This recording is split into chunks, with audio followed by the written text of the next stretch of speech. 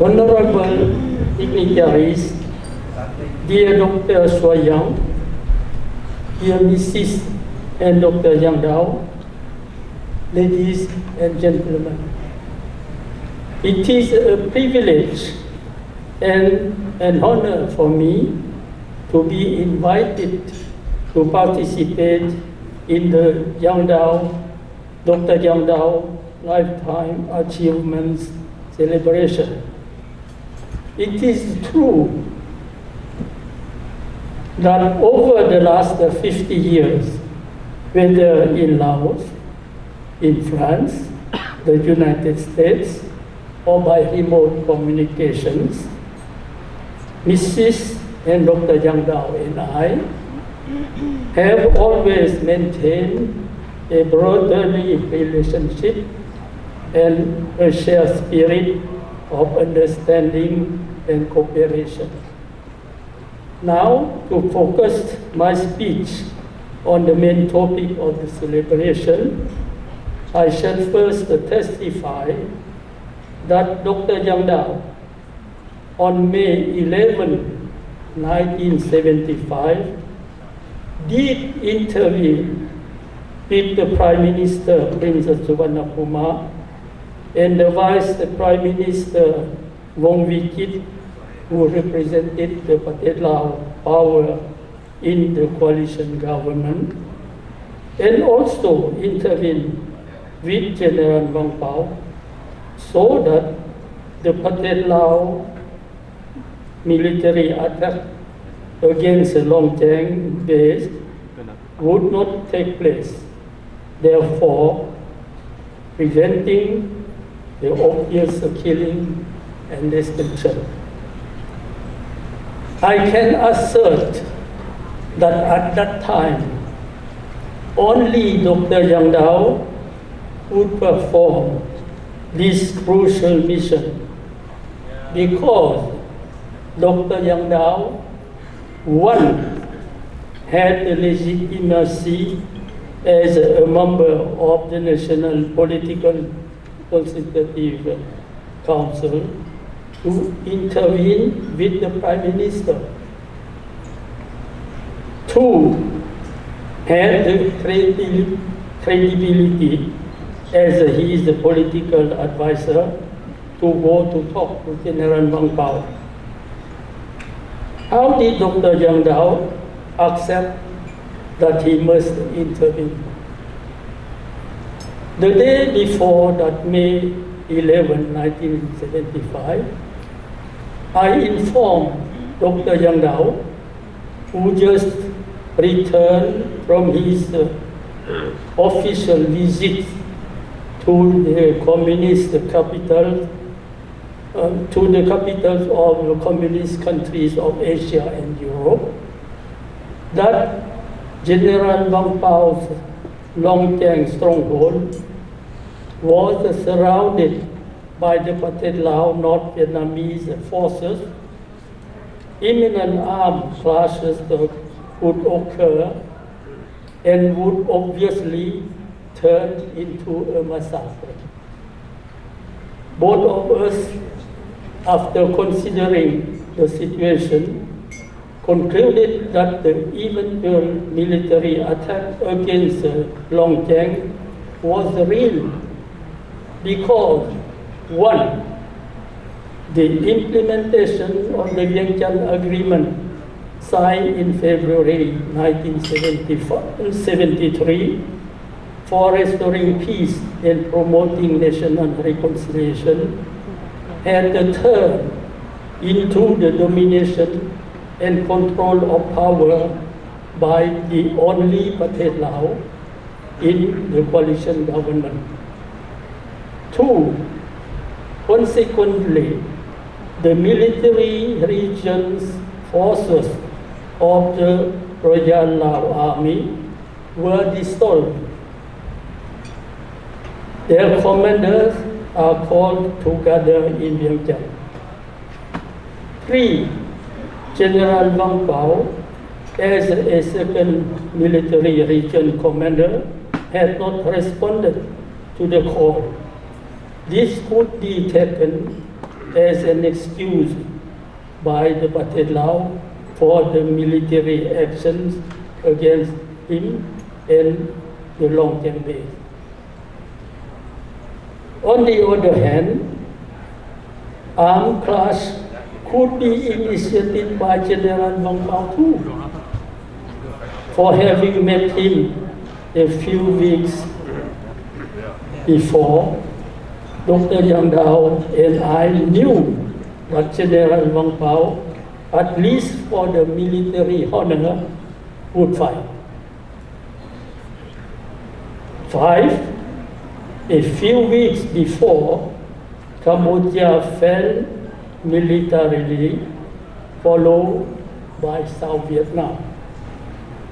We agreed that a little chance remained that the tragedy at Long Cheng would not happen if Dr. Yang Dao could intervene with the Prime Minister Prince Suvarnabhuma to ask the Pathet Lao to give at least the time to Dr. Yang Dao to go to talk to General Wang Pao. Dr. Yang Dao agreed that he must fulfill this mission, hoping that the battles would not occur in the meantime. I obtained the audience with the Prime Minister for the following day for Dr. Yang Dao, who asked me to accompany him. So on Sunday, the 11th of May 1975, we drove to the Prime Minister's residence about 3 miles on streets without traffic through an extraordinary empty and calm city of Vientiane. At 11 o'clock, Prince Suvarnabhuma warmly welcomed us. Now I shall go fast and make it short. After listening to Dr. Yang Dao's arguments and requests, Prince Suvarnabhuma was convinced that he must intervene. So he picked up his telephone to speak to the Vice Prime Minister, Umi Wong Vijit, the Pathet Lao representative. As he did not get the line, he told us to go to see Mr. Umi on his behalf. So we did. Mr. Umi clearly confirmed that the attack on Long Cheng was ready because General Wang Pao did not cooperate for building peace and national unity. But he said that if we could tell General Wang Pao to change, the military attack would not occur until Dr. Yang Dao could talk to General Wang Pao and bring back the answer. The two of us, Dr. Yang Dao and I, agreed that General Wang Pao should be urgently convinced not to engage the battle. At the same time, be advised not to come to Vientiane. So, in the afternoon of the same day, May 11, Dr. Yang Dao flew to Long Cheng by a small plane.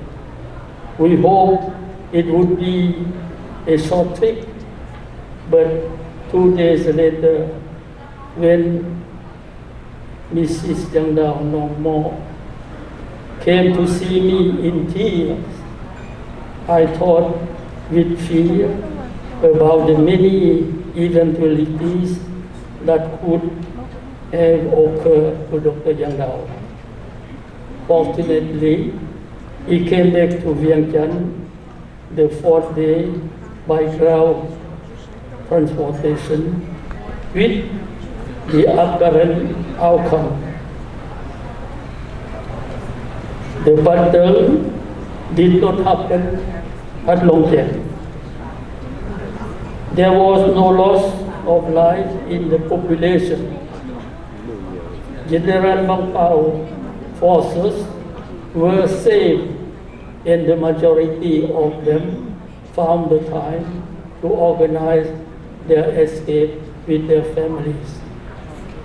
General Vang Pao did not join Vientiane as requested by his superiors and fellows. Thus, he was safe from deportation and death. How did Dr. Yang Dao become a member of the National Political Consultative Council? Around 1968, during the height of the war, known mostly the Vietnam War, we gathered among young civil servants in a group called Khabuan Kan Neo Thang Num, literally the Young Way movement, to support the policy of the Prime Minister in Suvarnabhumi, who personified the neutrality of Laos internationally recognized. In view of the national reconciliation and reunification with the Bachet Lao, the movement tried to serve as the catalyst for the unity and cohesion of the non-communist leaders who so would be taken as a serious, credible partner. By the force of circumstances, members of the movement had to organize themselves openly as the Neo Thang Num party legally registered, literally meaning the Young Way Party. We named it in English the New Reforming Party, aiming at a reconciled Laotian society of good morality in a country of good governance. Starting with a group of young civil servants of important responsibility, the party quickly became a party of people of all walks of life and constituted a hope of balance for the non-communist side. To strengthen our team of leaders, our friends of the Ministry of Education and the Commissary of Planning recommended Dr. Yang Dao. I, as the chairman of the party at that time, quickly recognized Dr. Yang Dao as an individual of very high competence, character, and moral standards. Therefore, when I had the opportunity, I naturally presented Dr. Yang Dao as a qualified person for the function in the National Political Consultative Council, provided by the implementation procedures of the 1973 Vientiane Agreement. So, in April 1974, Dr. Yang Dao was appointed by King Sri Savang Vatana a member of that council. How did I get the information about the trade on Long Keng so that Dr. Yang Dao effectively consented that he must intervene? Definitely, I was not informed by a secret agent, nor by unknown sources. Rather, Thanks to the friendly cooperation within the National Political Consultative Council, one of our Neo Thang Nung members, with good intentions towards Long Cheng and General Wang Pao, could inform me about the threat of the military attack. Based on this information and on the possible military battle conditions which that prevail, Dr. Yang Dao consented that he must intervene. Honorable dignitaries, ladies and gentlemen, to fulfill this mission, only Dr. Yang Dao could do it. Whatever people thought or doubted, the saving outcomes were evidenced by the fact that the battle did not happen at Longjiang. There was no loss of life in the population. General Wang Pao's forces were saved, and the majority of the Pao the time to organize the escape with their families. General Wang Pao did not join Vientiane as requested by his superiors and fellows. Thus, he was safe from deportation and death like an unknown, meaningless individual. It was an achievement, considering the uncertain situation of those days of 1975. It demanded from Dr. Yang Dao courage, determination, and sacrifice for the sake of others. As behind a man's fate, there is implicitly that of a woman, so were the sacrifices of Mrs. Yang Dao Mongmo, who suffered but has never failed to stand beside her husband. She deserves our consideration and gratefulness.